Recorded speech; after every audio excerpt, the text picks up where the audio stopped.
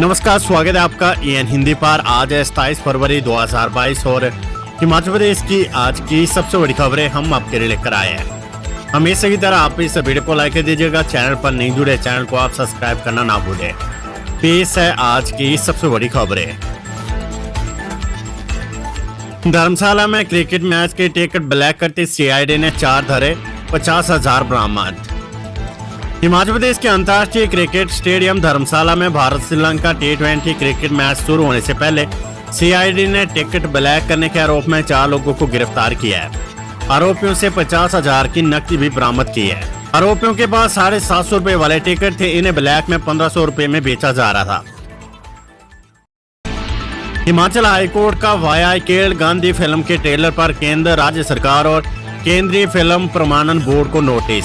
हिमाचल प्रदेश उच्च न्यायालय ने महानेताओं और स्वतंत्रता सेनानियों को फिल्मों और अन्य नेटवर्क प्लेटफॉर्म के माध्यम से अपमानित करने की प्रथा को प्रतिबंधित करने के आग्रह को लेकर दायर याचिका में केंद्र, राज्य सरकार और केंद्रीय फिल्म प्रमाणन बोर्ड मुंबई को नोटिस जारी कर जवाब तलब किया है। मुख्य न्यायाधीश मोहम्मद रफीक और न्यायाधीश ज्योत्सना रिवाल्दुआ की खंडपीठ ने यह आदेश हाईकोर्ट के अधिवक्ता भूपेंद्र शर्मा की ओर से दायर याचिका पर पारित किया है। कोर्ट ने प्रतिवादियों को 3 सप्ताह में जवाब दाखिल करने का आदेश दिया है। मामले की आगामी सुनवाई 24 मार्च को होगी। प्रार्थी ने याचिका में आरोप लगाया कि OTT प्लेटफॉर्म लाइमलाइट पर फिल्म वाया केरल गांधी का एक ट्रेलर जारी किया गया है। इससे पता चलता है कि फिल्म स्पष्ट रूप से राष्ट्रपिता की छवि को खराब करने का प्रयास करती है। महात्मा गांधी की हत्या के लिए नथुराम गोडसे का गुणगान करती है।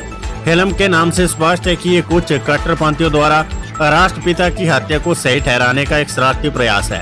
आरोप लगाया कि फिल्म में नथुराम गोडसे को एक नायक और उद्धारकर्ता के रूप में प्रस्तुत किया गया है। शिक्षा मंत्री गोविंद सिंह ठाकुर बोले, 100 विद्यार्थियों से कम संख्या वाले स्कूलों में क्लस्टर बनाकर होगी शारीरिक शिक्षक भर्ती। 100 विद्यार्थियों से कम संख्या वाले सरकारी माध्यमिक स्कूलों में क्लस्टर बनाकर शारीरिक शिक्षकों की भर्ती की जाएगी। शिक्षा मंत्री ने बताया कि शिक्षक अधिकार RTI अधिनियमों की शर्तों पर मंथन कर जल्द भर्ती प्रक्रिया शुरू करेंगे। मंत्री ने सरकारी स्कूलों में शिक्षकों की कमी दूर करने को युक्तिकरण करने का भी आश्वासन दिया है। बजट सत्र, विधायक अनिरुद्ध से दुर्व्यवहार करने वाला पुलिस सब इंस्पेक्टर निलंबित, लाइन हाजिर। कांग्रेस विधायक अनिरुद्ध सिंह से दुर्व्यवहार करने वाला पुलिस सब इंस्पेक्टर निलंबित कर लाइन हाजिर कर दिया गया है। मुख्यमंत्री जयराम ठाकुर ने सदन में ये जानकारी दी है। मुख्यमंत्री ने कहा कि चुने हुए व्यक्ति से दुर्व्यवहार की किसी को भी अनुमति नहीं है। कर्मचारी और अधिकारी शालीन व्यवहार करे। विधानसभा अध्यक्ष विपिन सिंह परमार ने आगामी कार्यवाही के लिए मामला विशेष अधिकार हनन समिति को भेज दिया है। प्रश्नकाल से पहले नेता प्रतिपक्ष मुकेश अग्निहोत्री ने सदन में मामला उठाकर आरोपी के खिलाफ कार्यवाही की मांग की। मुख्यमंत्री ने बताया कि विधायक से दुर्व्यवहार को उचित नहीं ठहराया जा सकता। विधायक अनिरुद्ध सिंह ने पुलिस अधीक्षक शिमला से मामले की लिखित शिकायत की है।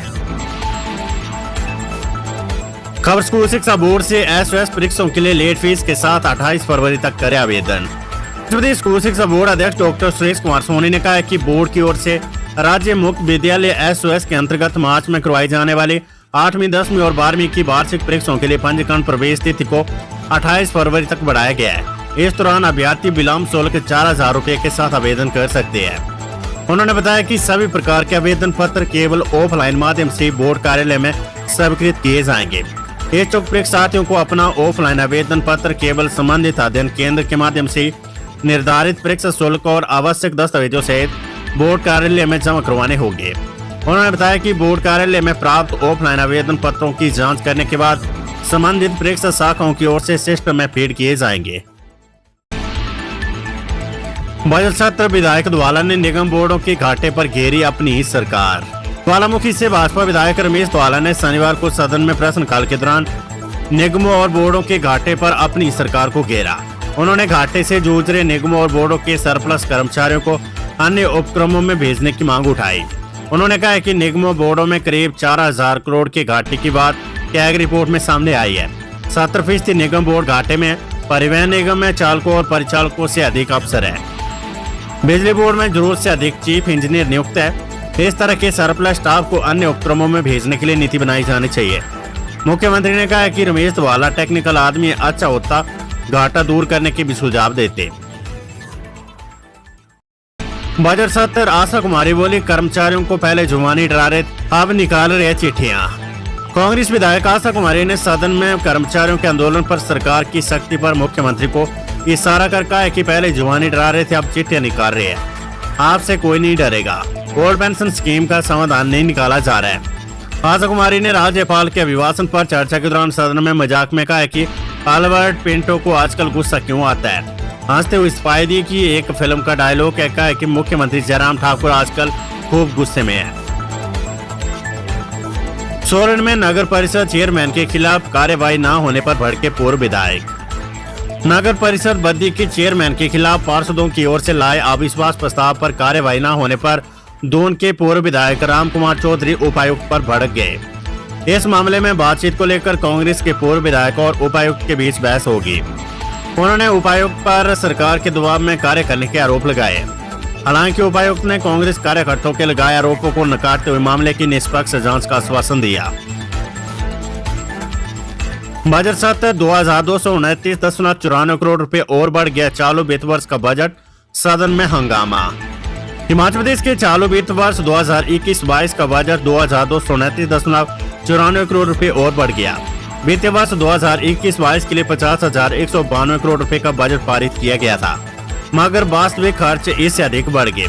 विपक्ष के विरोध के बीच इसे शनिवार को पारित कर दिया गया। इस अनुपूरक बजट को पारित करने का मुख्यमंत्री ने प्रस्ताव रखा तो इस पर विपक्ष ने सदन में हंगामा कर दिया। हिमाचल में 77 पुलिस कर्मियों को अति उत्कृष्ट सेवा पदक, सूची जारी। हिमाचल प्रदेश में अति उत्कृष्ट सेवा पदक 77 और उत्कृष्ट सेवा मेडल 96 पुलिस कर्मियों को दिए जाएंगे। इनमें 2 HPS अधिकारी भी शामिल है। इस संबंध में शनिवार को राज्य की पुलिस प्रमुख संजय कुंडू ने पुरस्कार के लिए चुने पुलिस कर्मचारियों की सूची भी जारी कर दी है। अति उत्कृष्ट सेवा पदक 77 और उत्कृष्ट सेवा मेडल 96 पुलिस कर्मियों को दिए जाएंगे। इनमें 2 HPS अधिकारी भी शामिल। ये पदक साल 2020 के लिए है। कुंडली में बड़ा फैसला, ST का दर्जा ना मिला तो उत्तराखंड चले जाएंगे हाटी, 11 मार्च को करेंगे विधानसभा का घेराव। हिमाचल प्रदेश के सिरमौर जिले की सिलाई में हुई हाटी महाकुंडली बैठक में हाटियों ने साफ किया कि यदि जून माह तक गिरिपार क्षेत्र को ST का दर्जा नहीं मिला तो हाटी समुदाय के लोग हिमाचल छोड़कर पड़ोसी राज्य उत्तराखंड जाने को विवश हो जाएंगे। केंद्रीय हाटी समिति के उपाध्यक्ष फकीर चंद ने कहा कि अब आश्वासनों से काम नहीं चलेगा। जुलाई से पहले गिरिपार क्षेत्र जनजातीय क्षेत्र घोषित होना चाहिए। उन्होंने साफ शब्दों में कहा कि सभी हाटियों ने मिलकर फैसला लिया कि गिरिपार क्षेत्र को यदि ST का दर्जा नहीं मिला तो गिरिपार क्षेत्र का हाटी समुदाय हिमाचल छोड़कर पड़ोसी राज्य उत्तराखंड जाना पसंद करेगा। हिमाचल में कोरोना से एक और मौत, 109 नए कोरोना पॉजिटिव मामले। हिमाचल प्रदेश में शनिवार को एक और कोरोना पॉजिटिव मरीज की मौत हो गई है। किन्नौर के 60 वर्षीय संक्रमित व्यक्ति ने दम तोड़ दिया है। वहीं 109 नए कोरोना पॉजिटिव मरीज सामने आए हैं। 229 संक्रमित ठीक हुए, अब सक्रिय केस 1201 रह गया है। शनिवार को कोरोना की जांच के लिए 4,902 लोगों के सैंपल लिए गए। प्रदेश में अब तक कोरोना के 2,83,182 मामले आ चुके हैं। अब तक 4,097 संक्रमितों की हिमाचल में कोरोना से मौत हो चुकी है। कांग्रेस प्रदेश अध्यक्ष कुलदीप सिंह राठौर बोले, कर्मचारियों के मौलिक अधिकारों का हनन करता है सरकार का नया फरमान। कांग्रेस अध्यक्ष कुलदीप सिंह राठौर ने मुख्यमंत्री जयराम ठाकुर द्वारा कर्मचारियों के किसी भी धरना प्रदर्शन पर रोक लगाने के फरमान को पूरी तरह से जन विरोधी करार देते हुए कहा है कि ये फरमान कर्मचारियों के मौलिक अधिकारों का हनन करता है, वह इसे तुरंत वापस लिया जाना चाहिए। उन्होंने कहा कि लोकतंत्र में कर्मचारियों और अन्य संगठनों के धरना प्रदर्शन चले रहते हैं। इन पर किसी भी प्रकार का प्रतिबंध इनके संवैधानिक और मौलिक अधिकारों का हनन है। राठौर ने कहा कि कांग्रेस भाजपा के किसी भी अलोकतांत्रिक निर्णय या जन विरोधी फरमान के खिलाफ लोगों के साथ खड़ी है। उन्होंने कहा कि कांग्रेस संविधान से खिलवाड़ नहीं होने देगी। विधानसभा बजट सत्र सदन में विपक्ष पर जमकर बरसे मुख्यमंत्री जयराम ठाकुर, दे डाली नसीहत। राज्यपाल के अभिभाषण पर लाए गए धन्यवाद प्रस्ताव पर सदन में तीसरे दिन भी चर्चा जारी रही। इस दौरान सत्ता पक्ष और विपक्ष के सदस्यों में नोकझोंक भी देखने को मिली। विपक्ष के आरोपों से नाराज मुख्यमंत्री जयराम ठाकुर ने इस दौरान कड़े तेवर अपनाए और गलत आंकड़े पेश करने और तथ्यों पर बात करने की नसीहत तक दे डाली। राज्यपाल के अभिभाषण पर चर्चा के दौरान कुल्लू के विधायक सुंदर सिंह ठाकुर और शिक्षा मंत्री गोविंद सिंह ठाकुर के बीच भी तीखी नोकझोंक हुई। इस दौरान व्यक्तिगत आरोप तक लगा डाले। आप जितना झूठ बोलते हैं, जिस तरह से झूठ बोलते हैं, ये अच्छा नहीं होगा। एक बार आना एक बात होती है, लेकिन दूसरी बार आने के लिए लोग देखते हैं कि हमारा आदमी सच बोलता है, ठीक बात करता है कि नहीं करता है। आप इस बात को सुनिश्चित करिए कि कम से कम आप कितना गलत बोल रहे हैं कि कुल्लू में वहां पर हॉस्पिटल में जाकर के एक भी ऑक्सीजन का एक भी जो वेंटिलेटर नहीं चला। आपकी जानकारी के लिए ये आपका, मैं इस बात को कह रहा हूं, आपके वेंटिलेटर वहां पर उपलब्ध है। वेंटिलेटर की जरूरत तब पड़ेगी जरूरत जब उसकी जरूरत पड़ेगी। वहां पर किसी ताजे आदमी को लगाइए, तो बात होती है क्या? तमाशा बना रखा हुआ है ना। आपके नेता आप लोगों को रोकते हैं, बदतमीजी करना आपकी आदत बन गया ये। मुकेश जी, मैं आपको कह रहा हूं, वेंटिलेटर की जरूरत उस रूप में पड़ेगी जब मरीज को डॉक्टर महसूस करेगा इसको वेंटिलेटर पर रखना है। बात सिर्फ अब सत्य नहीं है जो बोल रहे हैं, लेकिन ऐसा गलत बोलना, आप जो है वहां पर गुस्सा क्यों आता है? गुस्सा इसलिए आता है जब इतना झूठ बोलेंगे, इतनी गंदगी बोलेंगे। इस सदन में हमने इतने लोगों को देखा बोलते हुए। हम सब्र रखते हैं, संयम रखते हैं, इसलिए रखते हैं कि भाई थोड़ा बहुत चलता है, थोड़ी बहुत बात होती है, राजनीतिक बात होती है, लेकिन आप ऐसे बोलते जाए कि बिल्कुल झूठ पे झूठ बोलते जाए, ये बर्दाश्त नहीं होगा। जो फैक्ट है वो बोलो। और इतना बड़ा आरोप लगा रहे हैं प्रधानमंत्री के कार्यक्रम में। आप जो है वो पावर पॉलिसी रिलीज करने वाले थे। प्रधानमंत्री की सभा में और जनसभा में कोई पॉलिसी रिलीज होती है क्या? सिस्टम है, प्रोटोकॉल है, वहां पर कोई व्यवस्था होती है, ऐसा थोड़ी है। लोहे की रोड से एटीएम को तोड़ रहा था सातिर, पुलिस ने मौके पर किया गिरफ्तार।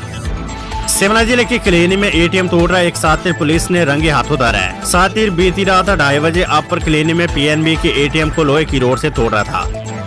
थाना न्यूज शिमला पुलिस को कंट्रोल रूम से जैसे इस बारे में सूचना मिली तो पुलिस मौके पर रवाना हुई और आरोपी को मौके पर ही पकड़ लिया। आरोपी के पास से पुलिस ने एक लोहे की रोड भी बरामद की है। आरोपी की पहचान सौरभ निवासी लोहा जुंगा के तौर पर हुई है।